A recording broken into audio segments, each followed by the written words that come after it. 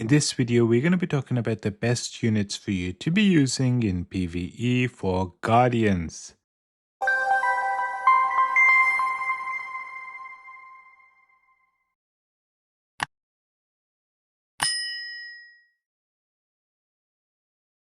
Make sure to subscribe to our channel, join our Discord, and also follow us on Instagram so you always have the support that you need to really enhance your account and get yourself to the next level. Also, if you stick around until the end of the video, I'm going to show you how you can save a lot of money when you make in-game purchases by getting some amazing cashbacks each time you purchase anything. Hello everyone and welcome to another video of the Sky channel. Well, as you all know, there's been a lot of talks of tier lists and a bunch of tier lists out there that I don't necessarily agree with, so I decided to take the initiative to create one myself with the help of the entire community. Yes, we've been gathering data from a lot of community members and they've been very helpful in sharing information about their hits with us. That includes Sky Alliance members, that includes members of the Sky Discord community. And with a lot of data, I was able to come up with a bunch of units that work well. And what better place to keep it than the new Sky website?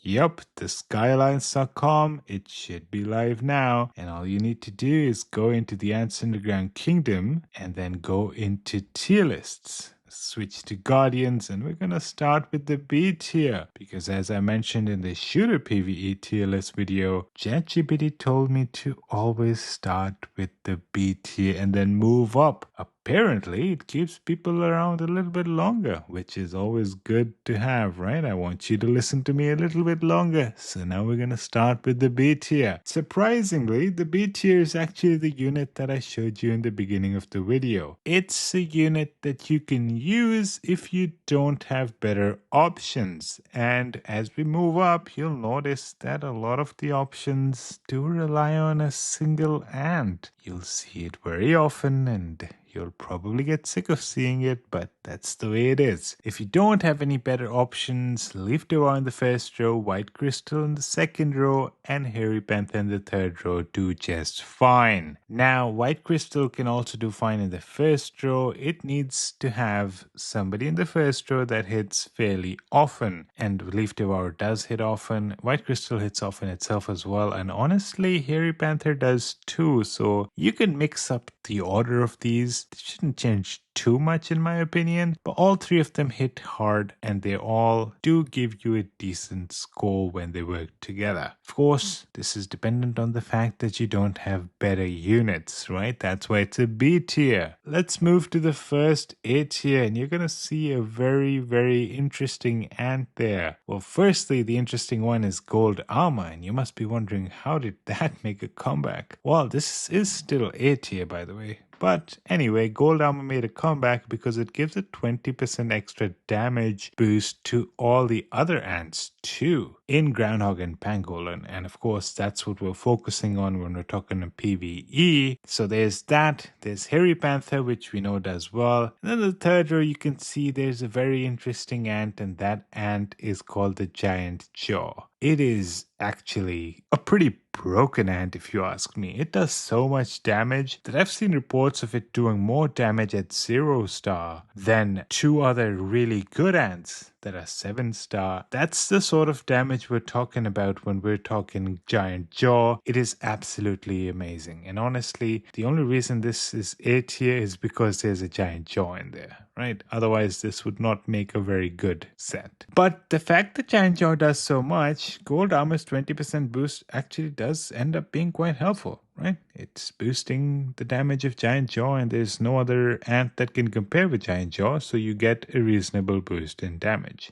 Moving up, you have a gold armor again, just that in this case we sort of replaced the Hairy Panther with white crystal, and we put white crystal in the first row because, well, gold armor doesn't hit often enough to give the best potential for white crystal, so that's why the order shifted. Now this is probably better because white crystal honestly does do more damage than hairy panther in my opinion, so this might be a little bit of a step up. You still have giant jaw in the back row, and that's probably where most of your damage is coming from. Here you can see another one. We still have white crystal, but now we have bright Ponerine in the middle, and then we have giant jaw at the back. Now, bright Ponerine is technically a pay-to-win PvP ant, but it does give certain buffs that makes it okay for PvE as well. Though not the best, hence you can see even though this is a fairly good unit, it's still A tier. That's because it doesn't really pull its weight all the way through, right? It does give some buffs of damage. It gives extra buffs to the one in the front row, but it doesn't do enough to make itself an S or S+. Next up, the first S tier. You can see white crystal in the front row because white crystal does fine in the front, hairy panther in the middle row, and now you still have giant jaw in the back row. What makes this an S as opposed to the A tiers that we're looking at is the fact that now you have two ants that do a reasonably high amount of damage plus giant jaw, which does an insane amount of damage. Move up to the next S tier, similar logic, right? Now you have leaf devourer in the first row with white crystal. Both of them do fairly good amount of damage, and then there's giant jaw at the back that's going to do most of your damage. Next, we're moving to the S+ tier, and honestly, I only put one S+ tier, and that is white crystal, iron elephant, and giant jaw. This unit has actually done surprisingly high amount of damage, and it has consistently shown a pretty good damage potential. That's why it's marked as an S+, and it is honestly the only S+, because iron elephant does a reasonably high amount of damage. White crystal surprisingly does very high amount of damage too, and honestly in some cases it's competitive with the iron elephant. Giant jaw does the most amount of damage as you can imagine. It is pretty high. Together they end up doing a lot of damage, and that's what makes it S+, right? White crystal in the front row doing a ton of damage, iron elephant in the middle doing a ton of damage, and the back row with giant jaw doing the highest amount of damage. That's all I have for this video. Please let me know if you've tested a bunch of ants out as well and what you think of these particular units or other units that you've tested, and let's have a lively discussion in the comment section. Before you go, I want you to know you can save a lot of money using Aptoid with my promo code, which you can also see on the screen here, or you can click the button that's going to appear at the top of the screen that'll take you to a video which is going to have the latest promo code in the title and the steps for you to follow to start saving a lot of money. Well, I hope you liked the video and I hope you loved the website as well. There's been thousands of dollars that went in it and honestly hundreds of hours as well. The best part is I can update the website anytime, so if tier lists change, I could add a different tier list at any given moment. That's an advantage that a website tier list has over screenshots that might be shared around. Thank you so much for watching, and I hope to see you in the next one.